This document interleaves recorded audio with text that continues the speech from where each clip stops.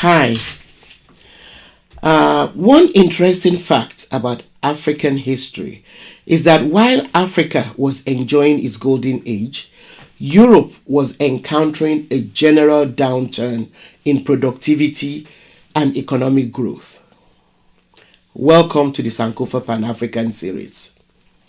Before we find out more about this topic, please subscribe to this channel if you've not yet done so. Thank you.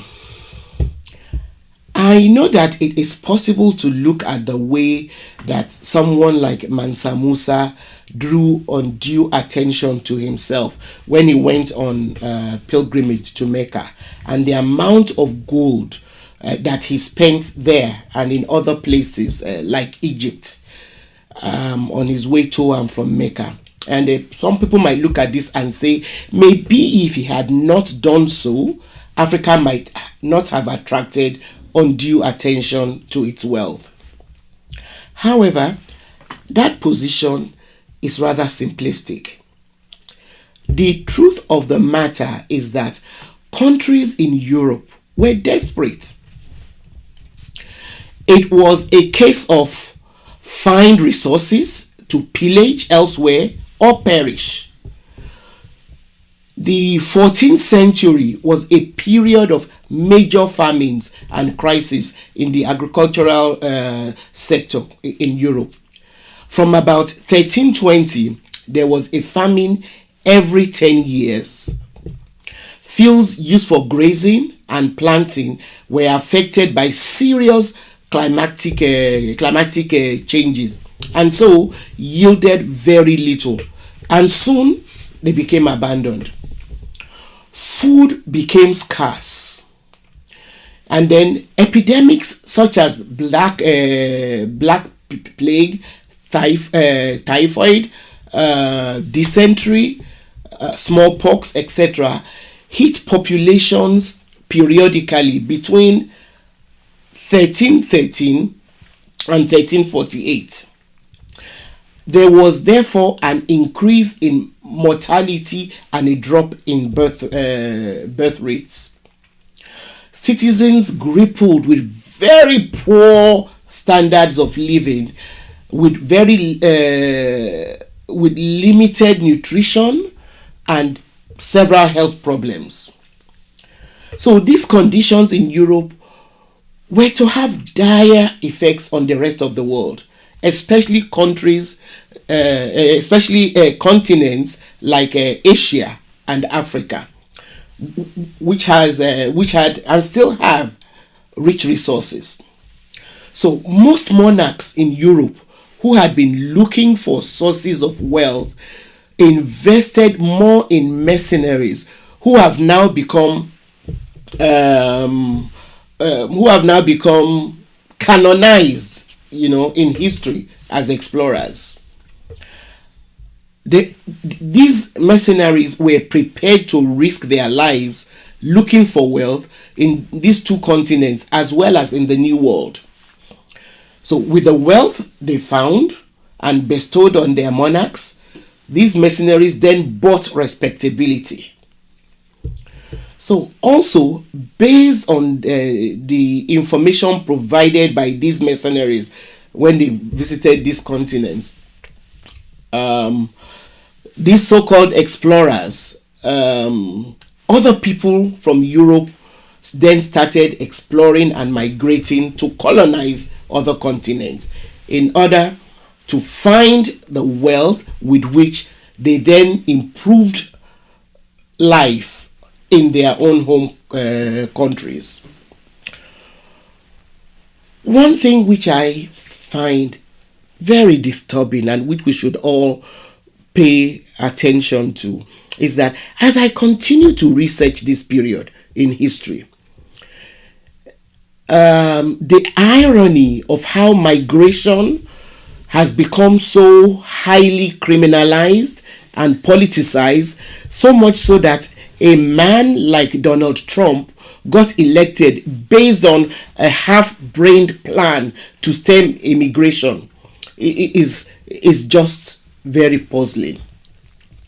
We now have a situation in which, first, although there is lip service paid to giving preference to migrants who are war refugees, others who embark on migration as a result of economic hardship are criminalized if they don't end up dying during the perilous journeys or practically ending up enslaved. Now, this irony is driven home when one realizes that migration is a natural part of human life.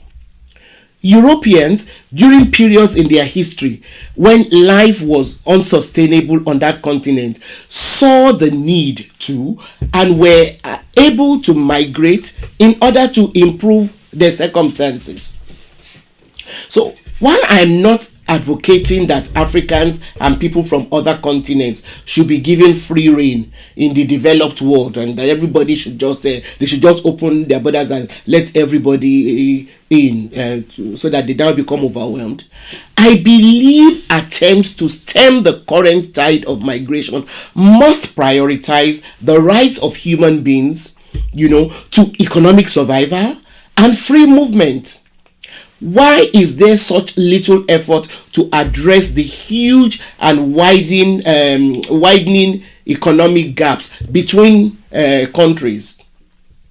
How do we justify a world in which cats and dogs in some parts of the world are better fed than human children in other parts of the same world? Why are we so reluctant to link the fact that young men and women will risk drowning in desperate bids to migrate to lack of economic equity, social justice, lack of job opportunities, and other factors? We must link these factors. Anyway, going back to the decline of Africa's golden age, as a result of continued contact with the Arabs and later Europeans, Africa witnessed fundamental changes. Foreign trade partners worked persistently to establish themselves by developing relationships with the ruling hierarchies in Africa. Mostly, they did this by fueling and exploiting ethnic and religious divisions. Old rivalries and hostilities were inflamed or revived. As such, state structures were gradually destroyed by the violence in the form of skirmishes, ambushes, kidnappings. These all kept flaring up, leading to insecurity and fear. The ruling classes quickly saw that there was profit to be made from selling slaves, to their foreign allies. Initially, the trade in slaves was dominated by Arabs, but Europeans swooned in. The ruling classes got so befuddled by either the newfound religions of their foreign allies or the equally intoxicating guns and sometimes real alcohol which they got in exchange for their fellow Africans. Their victims were mostly captured during wars or sometimes simply classified as criminals with often trumped up charges. Wherever the ruling classes got into partnerships with foreign exploiters, traditional laws and customs broke down and the abuse of power became the order of the day.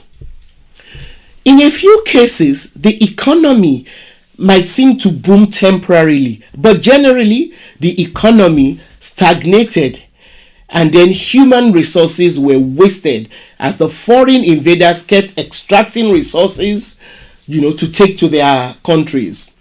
Human beings were carted away to work and develop other economies, just as minerals and other natural resources were carried away. The ruling classes of Africa were so debauched by their alliance with their foreign exploiters that they did not even see that they were selling their people and resources for dirt. The currencies that were introduced, that first the Arabs replaced trade by barter for actual goods, which was the way in which Africa used to trade. So the Arabs replaced the trade by barter for actual goods with cowrie shells and other worthless shells. The Europeans then topped this by introducing other currencies like the Manila and other valueless currencies.